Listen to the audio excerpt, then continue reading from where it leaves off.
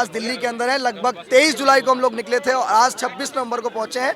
हमारा एक उद्देश्य है कि समाज के जितने भी नेता हैं, मायावती, चंद्रशेखर, उदित राज, वामन मिश्रा, प्रकाश अम्बेडकर, रामदास अठावले, जीतन राम मांझी और इसके साथ साथ अखिलेश यादव, जैन चौधरी समाज के जितने भी जो बहुजन समाज के लोग हैं, SC, ST, OBC, माइनॉरिटी समाज का जो नेतृत्व करते हैं, उन तमाम लोगों के जितने भी पॉलिटिकल पार्टी हैं वो सब लोग एकजुट हो जाएं। इसी संकल्प के साथ हम लोग अपने घर बातें कोई भी कहता रहेगा, लेकिन समाज एकजुट है और हमारे नेता भी अंदर खाने एकजुट होने की बात कर रहे हैं और हम लोग इस चर्चा को आगे बढ़ाएंगे। जब सत्ता में बैठे हुए लोग संविधान को बदलने की बात करेंगे तो मुझे लगता है कि सत्ता से मजबूत तो कुछ है नहीं, और जो सत्ता में होता है वो कुछ भी कर सकता है।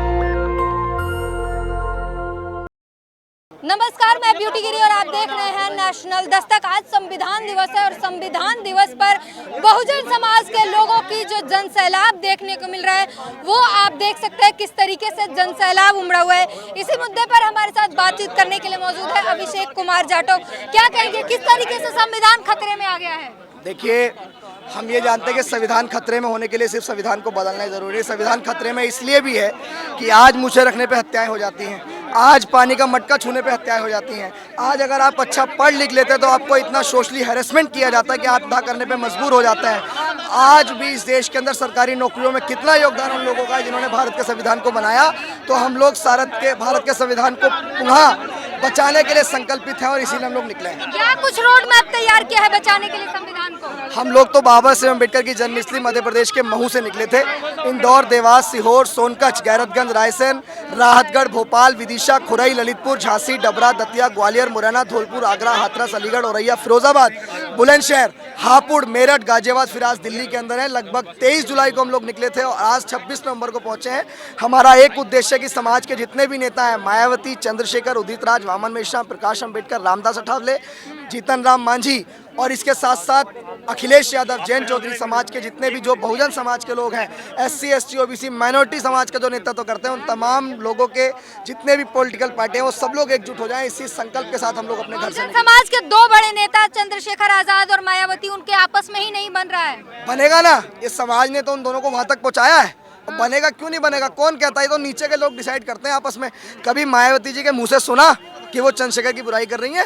लेकिन बोला भी तो नहीं जब उन पर अटैक हुआ। कभी चंद्रशेखर आजाद जी के बारे में उन्हों के मुंह से सुना कि वो मायावती जी के बारे में कुछ कह रहे हैं? तो उलूल बातें कोई भी कहता रहेगा, लेकिन समाज एकजुट है और हमारे नेता भी अंदर खाने एकजुट होने की बात कर रहे हैं और हम लोग इस चर्चा को आगे बढ़ाएंगे। एक बड़ा सवाल होता है कि क्या संविधान इतना कमजोर हो गया है? क्या संविधान हमारा इतना कमजोर हो गया है कि एक ट्वीट से खतरे में आ जाता है? जब सत्ता में बैठे हुए लोग संविधान को बदलने की बात करेंगे तो मुझे लगता है कि सत्ता से मजबूत तो कुछ है नहीं, और जो सत्ता में होता है वो कुछ भी कर सकता है। तो इसीलिए संविधान जब वो अपने बिल्कुल उसमें होने के बाद, मजबूती से देश की सत्ता में स्थापित होने के बाद हिंदुत्व खतरे में के चिल्लाते रहते हैं, तो हमारा संविधान तो फिर भी उन लोगों को चुभता है आंखों में, तो वो तो बिल्कुल खतरे में उनके राज्य। क्यों चुभता है संविधान किसी को? क्योंकि संविधान इसलिए चुभता है कि जिस समाज के लोग कभी सम्मान से खाट पर नहीं बैठ सकते थे, जिस समाज के लोग IAS, IPS, PCS, जज, डॉक्टर, बैरिस्टर, कलेक्टर नहीं बन सकते थे, जिस समाज के गले में हांडी और पीछे झाड़ू होती थी, आज उसी समाज का व्यक्ति जब कलेक्टर बन जाता है, जब IAS बन जाता है, जब IPS बन जाता है और उनको सैल्यूट मारना पड़ता है तो उनके पेट में दर्द होता है। इसीलिए उनको संविधान बुरा लगता है। साहब ने संविधान में और आरक्षण भी दिया है और उसी आरक्षित सीटों से लोग सदन में भी बैठे हैं, बहुजन समाज के ही लोग बैठे हैं, वो लोग कुछ क्यों नहीं बोलते? देखिए, हमने क्या कहा कि जरूरी नहीं है कि हर एक व्यक्ति जो सदन के अंदर बैठा आरक्षण की, मैंने अभी मंच से भी कहा था ना कि आरक्षण की मलाई चाटने के बाद जो लोग आज अपनी टीवी और बीवी में मस्त हैं, उन लोगों को भी सबक सिखाने का काम करेंगे। उन लोगों को भी हम लोग एहसास कराने का काम करेंगे कि अगर आप मूवमेंट से खिलवाड़ करोगे तो आप सदन में नहीं रहोगे। धन्यवाद। तो आप देख सकते हैं किस तरीके का जो है ये जनसैलाब है, भीड़ आप देख सकते हैं, युवाओं में जोश देख सकते हैं। ये संविधान दिवस मनाने के लिए जो है जंतर मंतर पर उपस्थित हुए थे और संविधान दिवस मनाकर उसकी जो है नारे सुन सकते हैं। जो बंच ऑफ थॉट में लिखा हुआ है कि शूद्रों से किसी भी तरह की कोई भी लड़ाई जीतनी हो तो इनको आपस में लड़ा दो। ये हम लोगों को आपस में ही लड़ाते हैं, हम लोगों को आपस में लड़ाते हैं ताकि हम लोग अपने न्याय को, अधिकार को ना जाने। तो आप लोग लड़ते हैं तभी तो कोई लड़ा देता है। अरे हम लोगों के पास सोच समझ कहाँ है? हम लोगों के पास सोच समझ कहाँ है? ना लड़ने की अगर नॉलेज हो आपके पास सोच समझ नहीं है तो गलती किसकी है? गलती हमारी है। सोच समझ इससे आएगी किताबों से पढ़कर। किताबों को जब तक नहीं पढ़ोगे, जब तक इस किताब को पढ़ के सोच समझ आएगी। हाँ, इसको पढ़कर नॉलेज आती है, ज्ञान आता है। क्या ज्ञान आता है जरा इस किताब को पढ़ने से ये पता चलेगा कि हमारे ऊपर कैसे कैसे दुष्कर्म किए गए हैं, हम पर किस किस चीज की पाबंदी लगाई हुई है। इससे हमें ये पता चलेगा हमारे साथ पिछले टाइम में हजारों साल पहले क्या किया जाता, उससे बचने के लिए लड़ने की क्षमता मिलेगी। लोगों को जानते ही नहीं है कि हमारे साथ पहले क्या हुआ था। अब जन्म लिया है, सोचते हैं अरे हमारे साथ तो कुछ नहीं हुआ।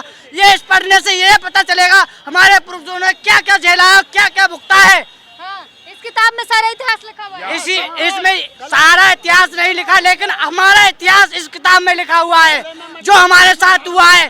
गले में मटकी, कमर में झाड़ू, ये इसमें लिखा हुआ है। इसमें लिखा हुआ है। ना पढ़ना लिखना लिखा हुआ है, जमीनों को छीनना लिखा हुआ है, घर मकानों को ना बनाना लिखा हुआ है। कोई आज यहाँ पर ही मनुस्मृति, आज संविधान दिवस है, हाथों में संविधान लेकर चल रहे हैं, आप मनुस्मृति लेकर चल रहे हैं। मैं इसको बाद में सम्मान दूंगा, पहले इसकी धज्जियां उड़ाऊंगा। हाँ। इसकी धज्जियां उड़ाऊंगा सबसे पहले। अगर अम्बेडकर बात को लागू करना है इस देश के अंदर, तो मनुवाद को खत्म करना पड़ेगा, क्योंकि लिखा हुआ है बंच ऑफ थॉट में, इस किताब में लिखा हुआ है मनुस्मृति में कि दूसरी जातियों में अपने अपने दूत भेजो। ये हमारे तुम्हारे बीच में अपने अपने दूत भेजते हैं, ताकि हमारी तुम्हारी बात सुनकर ये लोग उधर बता सकें। ये वो लोग हैं, ये हमारी तुम्हारी बात को सुनकर उधर से इधर करते हैं।